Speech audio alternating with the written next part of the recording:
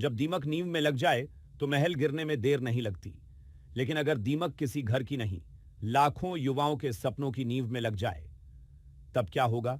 जरा सोचिए। एक लड़का 13 साल में 12 सरकारी परीक्षाएं पास करता है। लोग उसकी तारीफ करते हैं, कोचिंग संस्थान उसे सक्सेस स्टोरी बताते हैं, हजारों छात्र उसे अपना इंस्पिरेशन मानते हैं। लेकिन अगर वही शख्स एक दिन करोड़ों के कथित पेपर लीक नेटवर्क का मास्टरमाइंड निकले तो क्या होगा?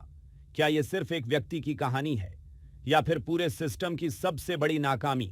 आज की यह रिपोर्ट सिर्फ एक पेपर लीक की नहीं, ये उस भरोसे की कहानी है जो लाखों युवाओं ने सालों की मेहनत से बनाया और अब उसी भरोसे पर सवाल खड़े हो रहे हैं। रांची, जहां इस वक्त सड़कों पर सिर्फ प्रदर्शन नहीं हो रहा बल्कि अपने भविष्य को बचाने की लड़ाई लड़ी जा रही है। जयपाल सिंह मुंडा स्टेडियम, जहां कभी खेल की आवाज गूंजती थी, आज वहां हजारों छात्रों की आवाज गूंज रही है। 25 जुलाई से शुरू हुआ आंदोलन हर गुजरते दिन के साथ और बड़ा होता जा रहा है। छात्रों का कहना है कि 14वीं जेपीएससी प्रारंभिक परीक्षा में बड़े पैमाने पर कथित अनियमितताएं हुई। उनकी मांग साफ है, टीडीपीएल एजेंसी के जरिए हुई परीक्षा रद्द की जाए, नई परीक्षा ट्रांसपेरेंट तरीके से कराई जाए और हर साल भर्ती का एनुअल एग्जाम कैलेंडर जारी किया जाए।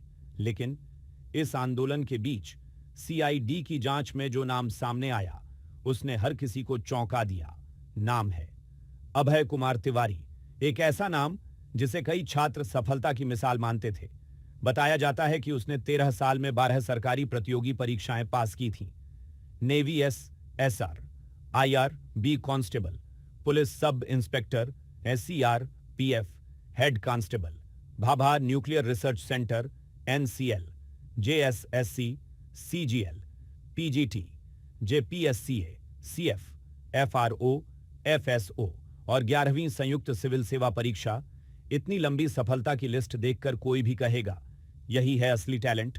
लेकिन सीआईडी का आरोप है कि यही रिकॉर्ड कथित तौर पर छात्रों का भरोसा जीतने का हथियार बन गया। जांच एजेंसी का दावा है कि पहले अपनी सक्सेस स्टोरी सुनाई जाती थी, फिर नौकरी दिलाने और पेपर सेट कराने का भरोसा दिया जाता था और यहीं से शुरू होता था कथित खेल। जांच के मुताबिक अभय कुमार तिवारी फिलहाल गोड्डा जिले के पोड़ैयाहाट में ब्लॉक सप्लाई ऑफिसर यानी बीएसओ के पद पर तैनात था। इससे पहले वह टीडीपीएल यानी TRS data processing private limited में मार्केटिंग मैनेजर भी रह चुका था। इस एजेंसी पर पहले भी परीक्षा में गड़बड़ी के आरोप लग चुके हैं और उत्तर प्रदेश में इसे ब्लैकलिस्ट किया जा चुका है। जेपीएससी पेपर लीक का अभय कुमार तिवारी को मास्टरमाइंड बताया जा रहा है। अभय के नाम प्रतियोगी परीक्षाओं की सफलता का ऐसा रिकॉर्ड है जिसकी बराबरी देश भर में कुछ ही लोग कर पाएंगे। अब सवाल उठता है, अगर एक व्यक्ति इतने सालों तक सिस्टम के अंदर रहा तो क्या किसी को भनक नहीं लगी या फिर सिस्टम ने देखना ही नहीं चाहा? उधर रांची में आंदोलन और तेज हो गया है।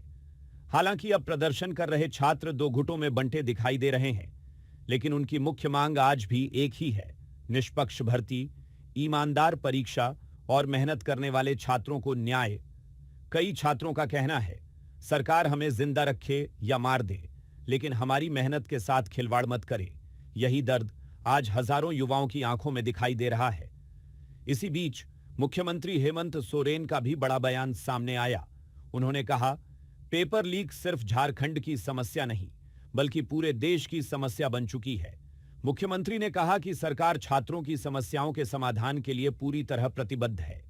जांच एजेंसियां दिन रात काम कर रही हैं, दोषियों के खिलाफ कार्रवाई हो रही है और सरकार का मकसद सिर्फ गिरफ्तारी नहीं बल्कि युवाओं को स्थायी समाधान देना है। उन्होंने छात्रों से सुझाव भी मांगे और भरोसा दिलाया कि सरकार के दरवाजे हमेशा खुले हैं। कुछ बता ही दूं और क्या जाना है? गवर्नर से मुलाकात की है आपने? सर कुछ मांग की? हमने आज राज्यपाल महोदय से मुलाकात किया और वर्तमान परिस्थिति पर हम लोगों ने चर्चा की और सारी चीज़ों से अवगत कराया भी। और कि वो भी दिल्ली गए थे और झारखंड के संदर्भ में भी उनकी शायद चर्चा हुई होगी यही है कि उनका भी यही कहना है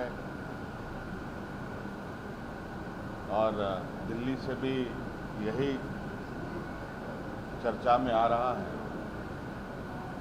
कि ये राष्ट्रीय समस्या का रूप दिख रहा है। इसी के साथ सूत्रों से मिली जानकारी के अनुसार छात्रों के बढ़ते विरोध को देखते हुए सरकार परीक्षा के रिजल्ट को भी रद्द करने के विकल्प पर भी गंभीरता से विचार कर रही है। सूत्रों का कहना है कि सरकार के स्तर पर इस मुद्दे पर चर्चा चल रही है और जल्द ही कोई अहम फैसला लिया जा सकता है। इस बीच कल्याण मंत्री चमरालिंडा ने कहा कि सरकार ने बातचीत के लिए छात्र प्रतिनिधियों को बुलाया है। हालांकि छात्रों ने स्पष्ट कर दिया है कि वे बंद कमरे में बातचीत नहीं करेंगे।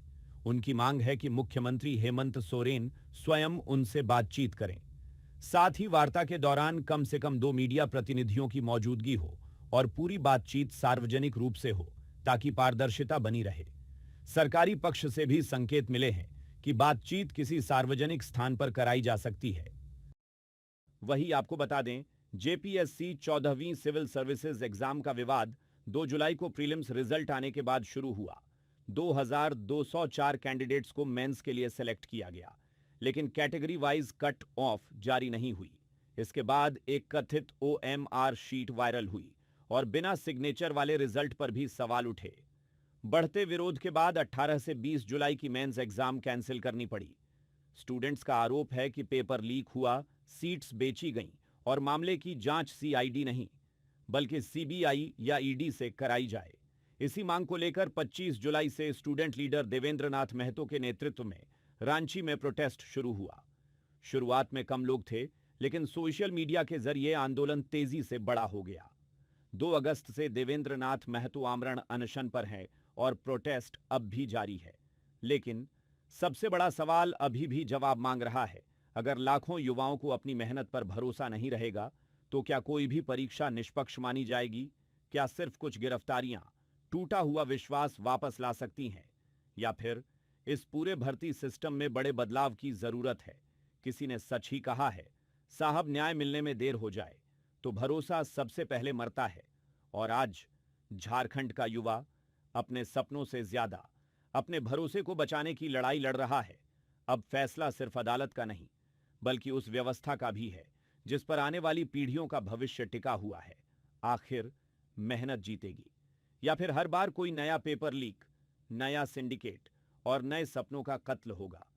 इस पूरे मामले पर आपकी क्या राय है? कमेंट करके हमें जरूर बताइए। अगर आपको यह रिपोर्ट पसंद आई हो तो वीडियो को लाइक करें, शेयर करें और चैनल को सब्सक्राइब करना बिल्कुल मत भूलिए। साथ ही और भी अपडेट्स के लिए जुड़े रहे।